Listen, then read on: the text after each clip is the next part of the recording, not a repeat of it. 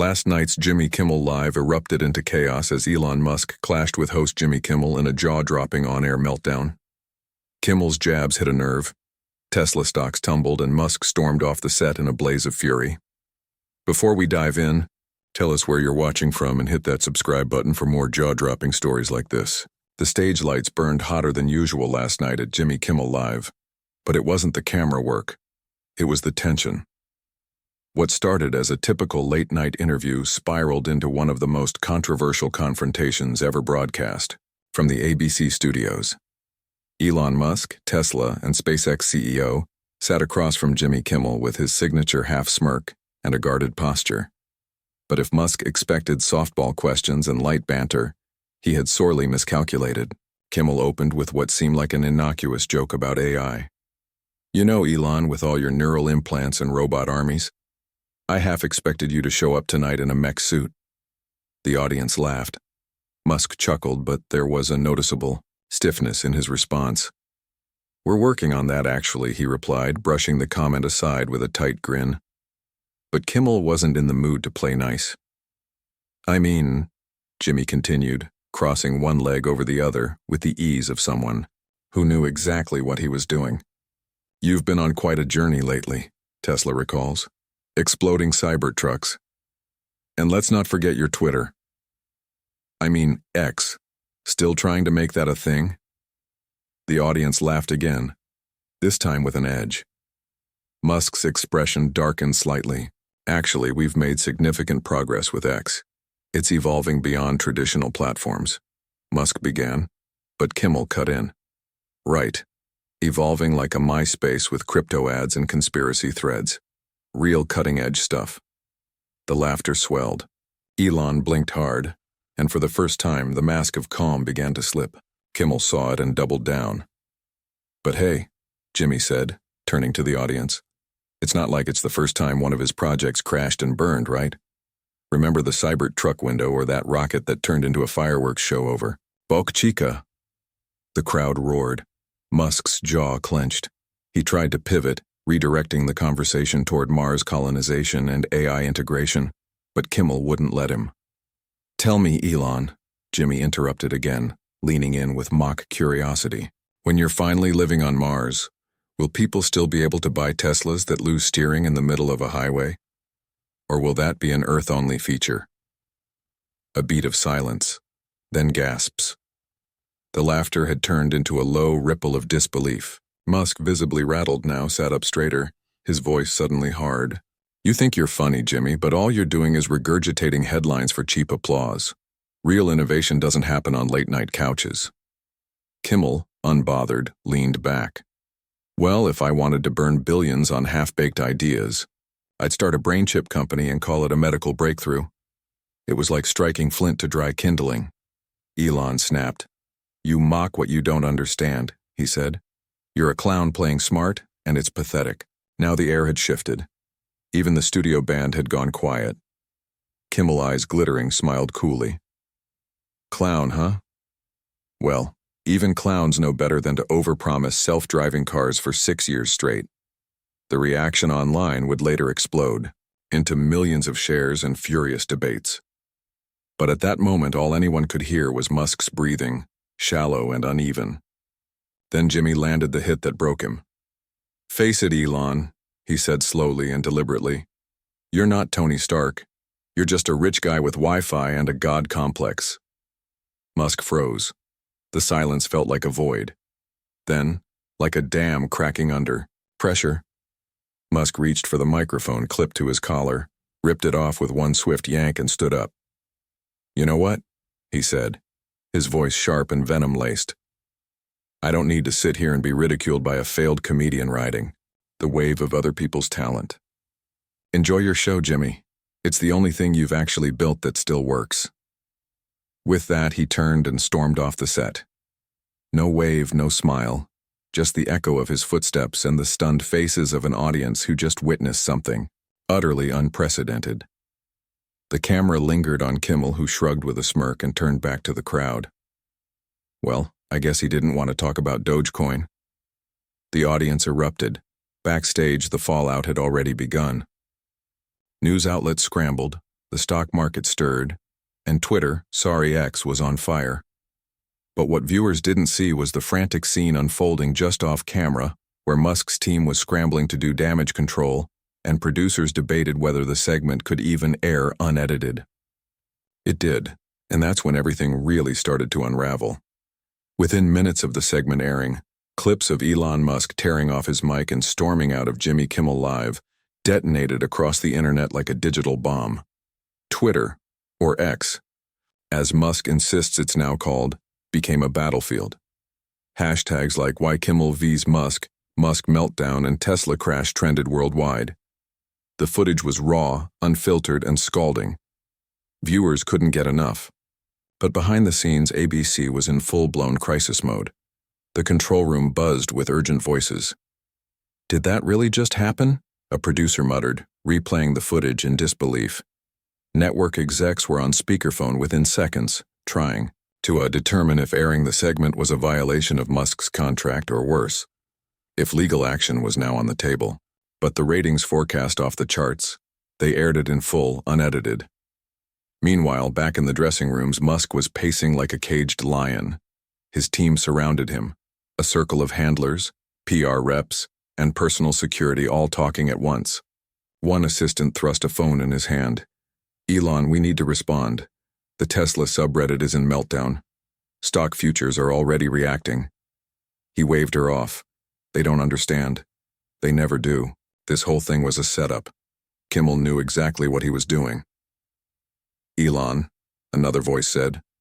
This one calmer, his communications chief. "We should issue a statement.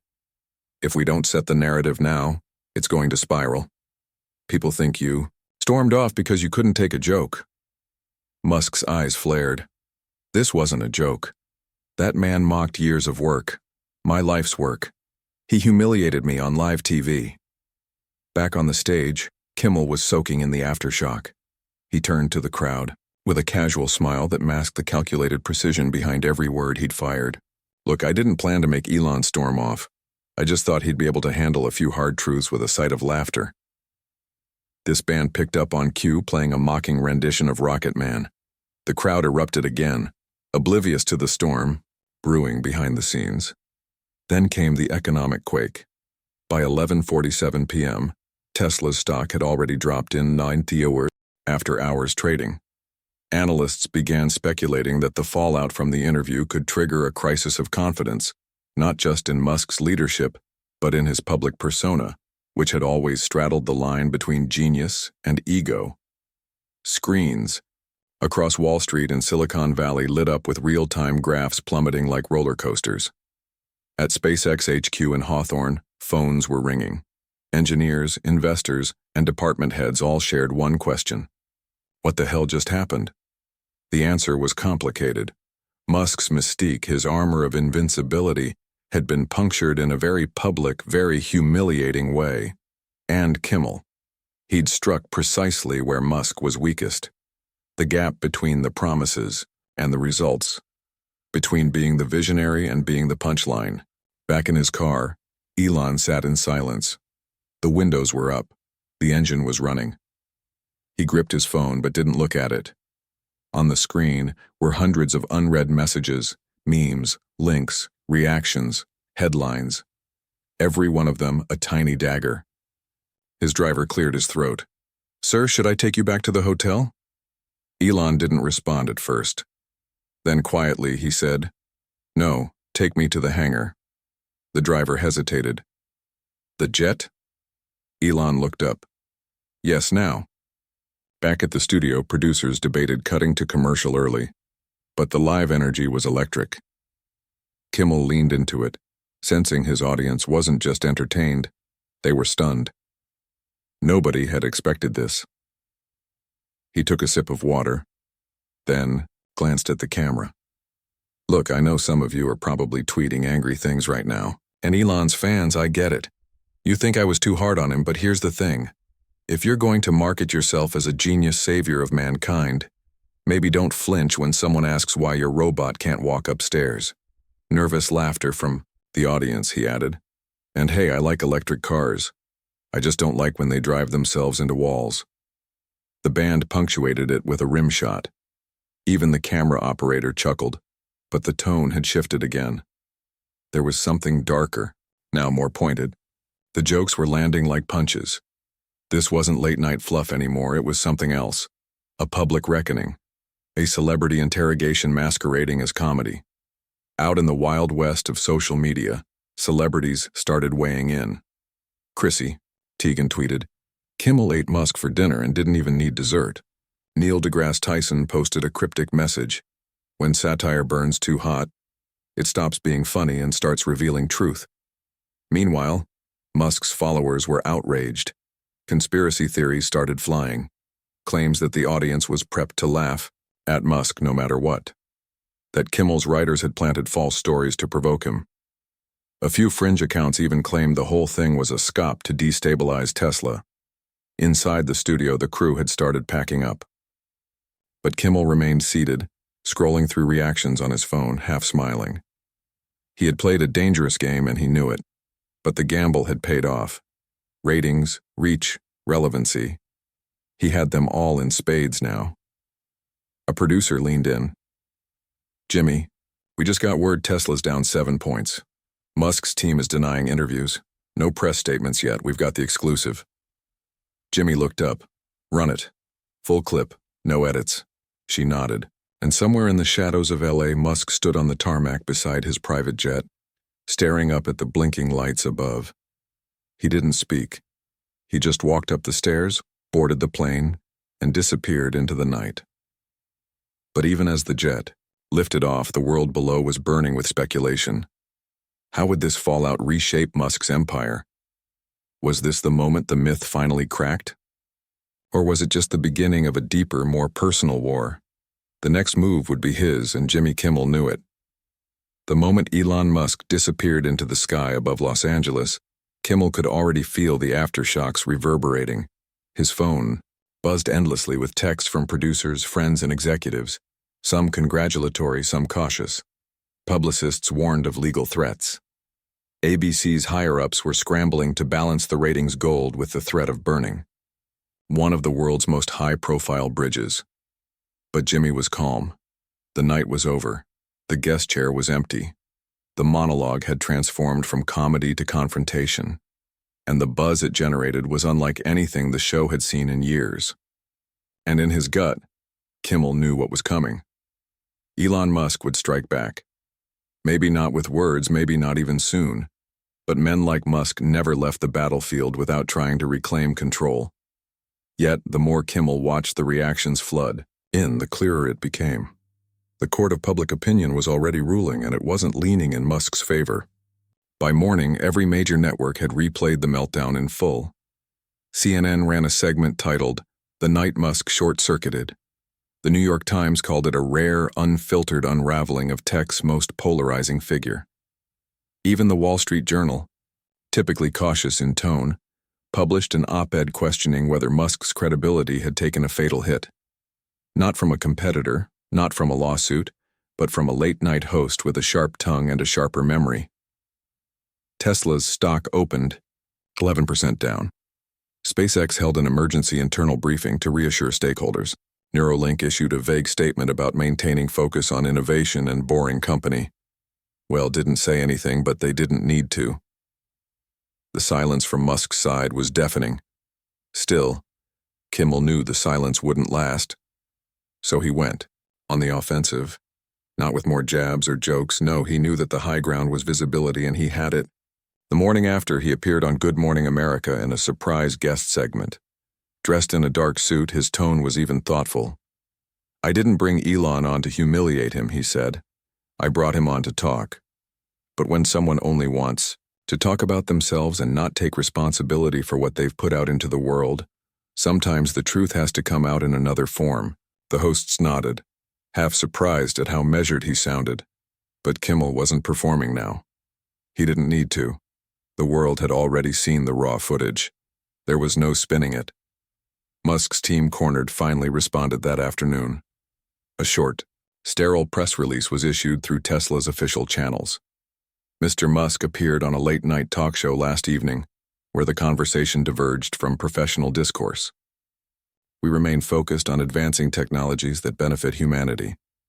No apology, no confrontation, just a retreat behind corporate speak.